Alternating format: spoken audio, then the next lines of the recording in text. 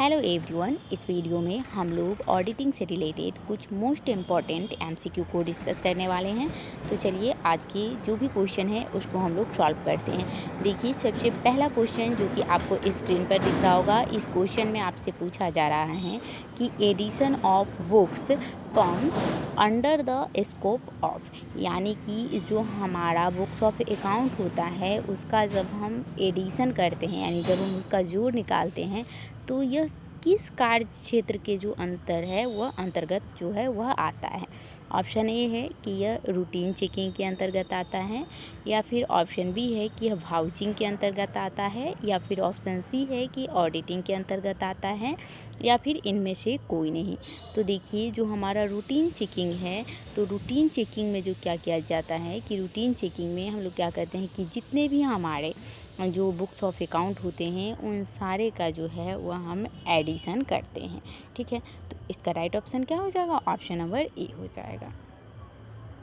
उसके बाद next question को देखिए। इस क्वेश्चन में कहा जा रहा है कि examination of voucher comes under the scope of, यानी कि इसमें कहा जा रहा है कि जो हमारा वाउचर होता है उसका जांच करना किस कार्य क्षेत्र के अंतर्गत आता है। ऑप्शन ए है कि रूटीन चेकिंग के अंतर्गत, या फिर वाउचिंग के अंतर्गत, या फिर नन ऑफ दीज है, या फिर ऑडिटिंग के अंतर्गत। तो देखिए, जो वाउचिंग होता है, ठीक है, जो वाउचर होता है उसका एग्जामिनेशन करना जो है वह वाउचिंग के अंतर्गत आता है। ठीक है, तो इसका राइट ऑप्शन क्या हो जाएगा? ऑप्शन नंबर बी हो जाएगा। उसके बाद नेक्स्ट क्वेश्चन को देखिए। इस क्वेश्चन में कहा जा रहा है कि under vouching checking is done of, यानी कि जो हम लोग का वाउचिंग होता है उसके अंतर्गत किस चीज़ को चेक किया जाता है।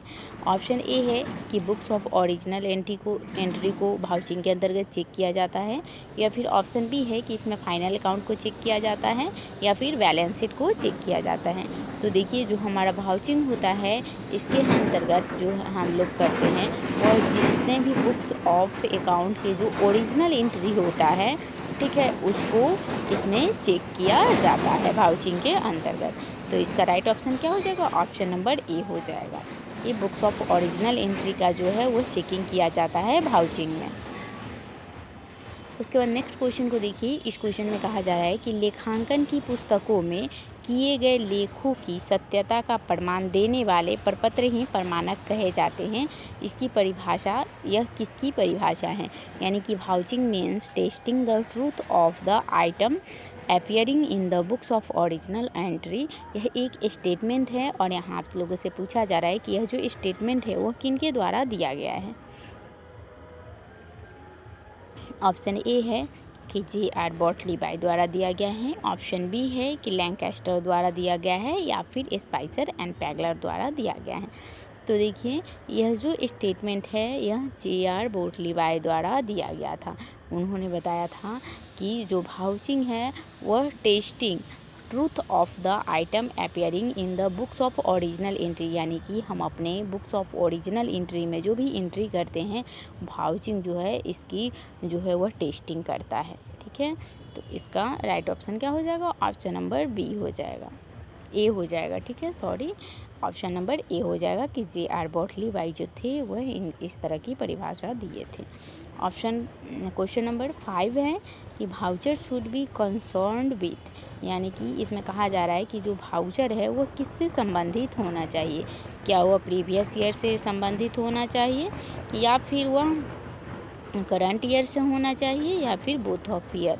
तो देखिए, जो हमारा वाउचिंग होता है, यानी जो हमारा वाउचर होता है, ये हमारा प्रीवियस ईयर से जो है वो संबंधित होना चाहिए। ठीक है, वाउचर हम लोगों का प्रीवियस ईयर से संबंधित होना चाहिए। तो इसका राइट ऑप्शन क्या हो जाएगा? ऑप्शन नंबर ए हो जाएगा। उसके बाद नेक्स्ट क्वेश्चन को देखिए। इस क्वेश्चन में कहा जा रहा है कि प्रत्येक प्रमाणक पर, यानी कि एवरी वाउचर, यानी प्रत्येक जो वाउचर होता है उस पर हस्ताक्षर होना चाहिए किसका? ऑप्शन ए है कि अकाउंटेंट का होना चाहिए, ऑप्शन बी है मैनेजर का होना चाहिए, या फिर रिस्पॉन्सिबल ऑफिसर का होना चाहिए। तो देखिए, जो हमारा वाउचर होता है उस पर जो हस्ताक्षर होना चाहिए वह जो रिस्पॉन्सिबल ऑफिसर जो होता है उसका होना चाहिए। ठीक है, यानी कि उत्तरदायी अधिकारी जो होते हैं उनका जो है हस्ताक्षर होना चाहिए किस पर? वाउचर पे। तो इस तरह से इसका राइट ऑप्शन क्या हो जाएगा? ऑप्शन नंबर सी हो जाएगा। उसके बाद नेक्स्ट क्वेश्चन को देखिए। इस क्वेश्चन में कहा जा रहा है कि क्रेता द्वारा लौटाए गए माल का जो लेखा है वह कहाँ होना चाहिए, यानी goods return by customer should be entered in. Option A है कि सेल्स रिटर्न बुक में, ऑप्शन बी है स्टॉक अकाउंट में, और बोथ ऑफ अकाउंट।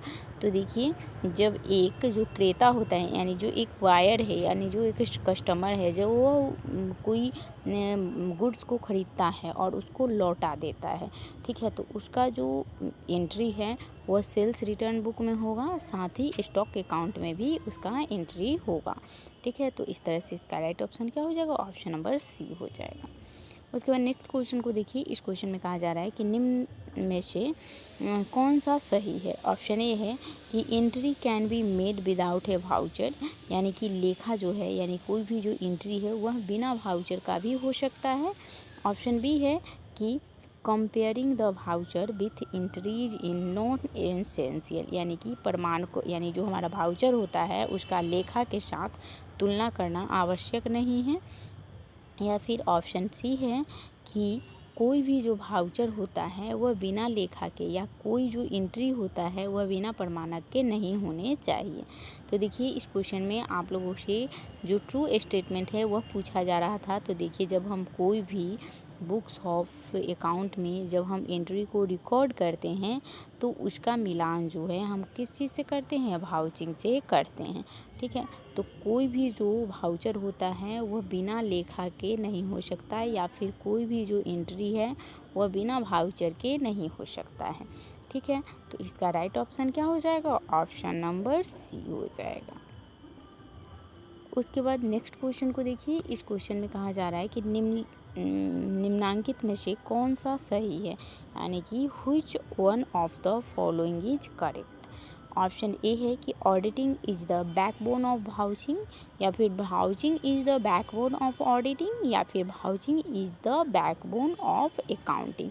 तो देखिए यहाँ पे आप लोगों के इतने सारे क्लोज ऑप्शन हैं तो आप लोग कंफ्यूज हो सकते हैं, लेकिन देखिए जो हमारा वाउचिंग है वह बैकबोन माना जाता है ऑडिटिंग का, ठीक है। यानी कि वाउचिंग जो है वह ऑडिटिंग के लिए एक बैकबोन की तरह काम करता है। तो इसका राइट ऑप्शन क्या हो जाएगा, ऑप्शन नंबर बी हो जाएगा। और यह बैकबोन क्यों है, क्योंकि वाउचिंग के द्वारा ही कोई ऑडिटर जो है वो बुक्स ऑफ अकाउंट में जो भी एंट्री किए गए हैं उसका मिलान करता है, जिससे पता चले कि जो यह एंट्री की गई है वह सही भी है या नहीं, ठीक है। इसलिए वाउचिंग को जो है वह ऑडिटिंग का बैकबोन माना जाता है। तो इसका राइट ऑप्शन क्या हो जाएगा, ऑप्शन नंबर बी हो जाएगा। उसके बाद लास्ट क्वेश्चन है यहाँ आप लोगों का। देखिए, इस क्वेश्चन में कहा जा रहा है कि there should be in vouching, यानी कि एक वाउचिंग में क्या होना चाहिए, डेट होना चाहिए, साइन होना चाहिए, या फिर अमाउंट होना चाहिए, या फिर ऑल ऑफ द एबव, ठीक है। यहाँ एरर है टाइपिंग, तो आप लोग समझ जाइएगा। देखिए, तो यहाँ कहा जा रहा है कि there should be in a vouching, तो वाउचिंग में डेट तो होना ही चाहिए, साथ ही सिग्नेचर भी होना चाहिए, और अमाउंट का भी उसमें उल्लेख होना चाहिए। तो इस तरह से इनमें से सभी जो है यह सही है, ठीक है। तो इसका राइट ऑप्शन हो जाएगा ऑल ऑफ द एबव, यानी उपरोक्त में से सभी होना चाहिए। यानी एक वाउचिंग में डेट होना चाहिए, साइन होना चाहिए, अमाउंट होना चाहिए, तो ऑल ऑफ द एबव इसका राइट ऑप्शन हो जाएगा, ठीक है। आई होप कि आपको समझ में आया होगा।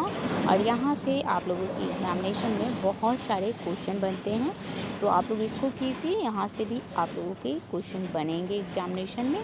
और फिर हम ऑडिटिंग का जो है वो पूरा सीरीज कराएंगे, तो आप हमारे चैनल को सब्सक्राइब कर सकते हैं। वीडियो पसंद आ रहा है तो आप लोग इसे लाइक कीजिए, वीडियो को शेयर कीजिए। तो अब हम मिलते हैं नेक्स्ट वीडियो में, तब तक के लिए थैंक यू वेरी मच।